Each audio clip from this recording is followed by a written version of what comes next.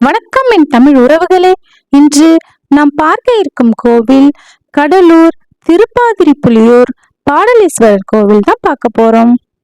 நீங்கள் தெரிந்து கொள்வது ஸ்கை தமிழ் ட்ரெக்கிங்கிலிருந்து ஆன்மீக தகவல்களும் நம் தமிழர்களின் பொக்கிஷ படைப்புகளும். தெரியாதவற்றை தெரிந்து கொள்வோம், தெரிந்ததை மற்றவர்களுக்கு தெரியப்படுத்துவோம். இக்கோவிலில் 5 நிலை ராஜகோபுரத்தை கடந்து உள்ளே சென்றதும் பலிபீடமும் கொடிமரத்தையும் வணங்கிய பின்பு அழகிய சிற்பங்களை காணலாம். இங்கு ஒரு குதிரையின் மீது வீரர் ஒருவர் அமர்ந்தபடி தூணையொட்டி அழகிய சிற்பம் அமைந்துள்ளது. சிவனடியர்கள் விரும்பி செல்லும் சிவாலயங்களில் மிக முக்கிய தலமாக விளங்குவது காசி ஆகும். யாரை கேட்டாலும் நான் காசி ராமேஸ்வரம் சென்று என் காலத்தை கழித்து விடுவேன் என்று கூறி நாம் பார்த்திருக்கிறோம். இங்கு முருகப்பெருமான் வடக்கு நோக்கி மயிலின் மீது அமர்ந்தபடி காட்சியளிக்கிறார். அத்தகைய சிறப்பு வாய்ந்த காசி விஸ்வநாதரை 16 முறை சென்று வணங்குவதும் இக்கோவிலுக்கு வந்து ஒரு முறை வணங்குவதற்கு சமமாகும். அது மட்டும் இல்லைங்க, கார்த்திகை தீபம் என்றாலே நம் அனைவரும் திருவண்ணாமலை சென்று கிரிவலம் வருவோம். அத்தகைய சிறப்பு வாய்ந்த திருவண்ணாமலையை 8 முறை சென்று வணங்குவதும் இக்கோவிலுக்கு வந்து ஒரு முறை வணங்குவதற்கு சமமாகும். சிதம்பரம் நடராஜர் கோவிலை 3 முறை சென்று வருவதும் இக்கோவிலுக்கு வந்து ஒரு முறை வணங்குவதற்கு சமமாகும். இங்கு 63 நாயன்மார்களும் வரிசையாக காட்சி தருகின்றனர். இங்கு தல விநாயகர் வலப்புரி விநாயகராக அருள் பாலித்து வருகிறார். 63 நாயன்மார்களில் ஒருவரான அப்பரை, அதாவது திருநாவுக்கரசரை மகேந்திரவர்மன் கல்லில் கட்டி கடலில் போட்டபோது திருநாவுக்கரசர் கற்றுனை போற்றி கடலில் பாய்ச்சினாலும் நற்றுணையாவது நமச்சிவாயனே என்னும் பாடலை பாடினார். உடனே கல் தெப்பமாக மாறி திருப்பாதிரிப்புலியூரில் கரை சேர்ந்தது.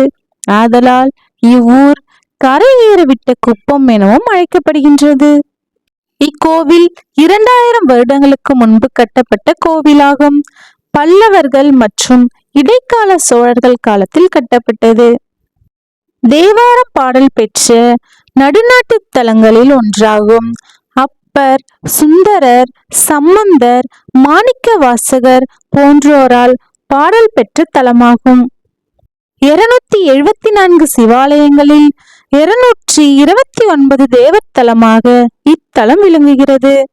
கோவிலின் மூலவர் சுயம்பு மூர்த்தி பாடலீஸ்வரர் கரையேற்றும் பிரான் என்னும் பெயருடன் அருள் பாலித்து வருகிறார். அகத்தியர், வியாக்கிர பாரதர், மங்கன முனிவர், உபமன்யர், ஆதிராசன் ஆகியோர் பூஜித்து பேறு பெற்ற தலமாகும். இக்கோவிலுக்கு வந்து ஒரு முறை வணங்கினால் 3 தலைமுறைக்கு ஏற்பட்ட சாபம் நீங்கும் என்பது இக்கோவிலின் ஐதீகமாக உள்ளது.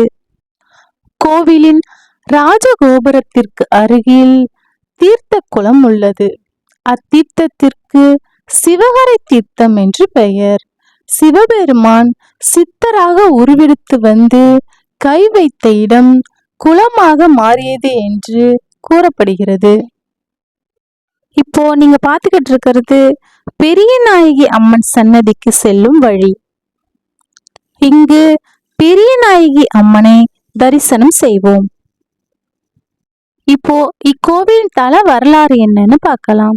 உலகத்து உயிர்கள் நலம் பெறுவதற்காக பரமன் அவ்வப்போது பல திருவிளையாடல்களை நிகழ்த்துவது உண்டு. அதில் ஒன்றுதான் பார்வதியுடன் சேர்ந்து இறைவன் சொக்கட்டான் எனும் பகடைக்காயை விளையாடினார். ஆட்டம் விறுவிறுப்பாக நடந்தது. ஒவ்வொரு முறையும் அம்பிகையை வெற்றி பெற்றார். ஆனால் ஈசனோ தான் வெற்றி பெற்றதாக கூறினார். அப்போது இறைவிக்கு கோபம் எழுந்தது. இறைவன் திருக்கண்களை மறைப்பேன், அதை தாண்டி ஒளி தந்தால் இறைவன் வெற்றி பெற்றதாகவும் ஒளி தராவிட்டால் நான் வெற்றி பெற்றதாகவும் ஒப்புக்கொள்ள வேண்டும் என்று சொல்லி இறைவனின் கண்களை மூடினார்.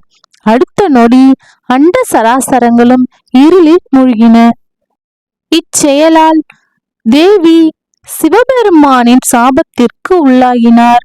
அப்போது சிவனோ, நீ பூலோகம் சென்று அங்குள்ள 1008 சிவாலயங்களை தரிசித்து வா.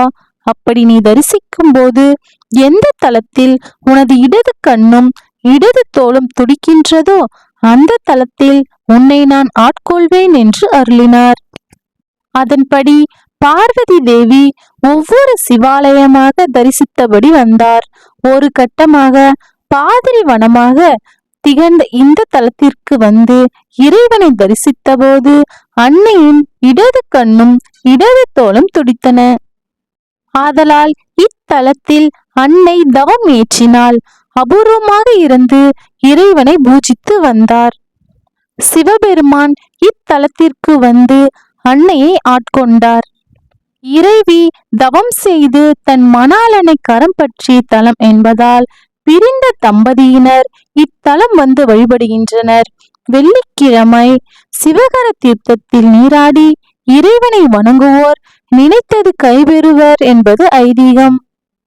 இக்கோவிலில் பிடாரி அம்மன் சன்னதியும் உண்டு.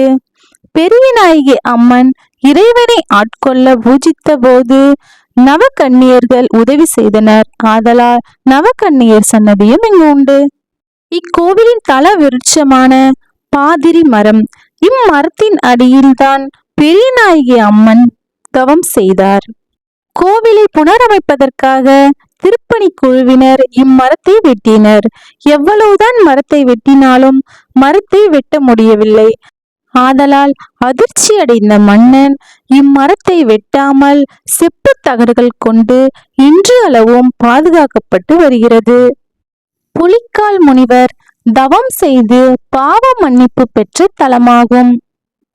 பாதிரி மர வனமாக இருந்த இப்பகுதியில் பூத்து குலுங்கிய பல வகை பூக்களை இறை வழிபாட்டிற்காக பறிக்க விரும்பினார் வியாக்கபாரதர். மரங்களில் ஏறி பூக்களை பறிப்பதற்காக இறைவனிடம் வேண்டி புலிக்கால்களை பெற்றார். இதனால் இவர் புலிக்கால் முனிவர் என்று அழைக்கப்பட்டார். ஊரின் பெயரும் புலியூர் என்று ஆனது. பாதிரி மரங்கள் நிறைந்த இவ்வூர் திருப்பாதிரி புலியூர் என்றும் அழைக்கப்படுகின்றது. இத்தகைய எண்ணற்ற சிறப்புகளை தன்னகத்தை கொண்டுள்ள இக்கோவில் கடலூர் பஸ் நிலையத்திலிருந்து 1/2 கிலோமீட்டர் தொலைவில் திருப்பாதிரி புலியூர் என்னும் ஊரில் அமைந்துள்ளது. நன்றி, வணக்கம்.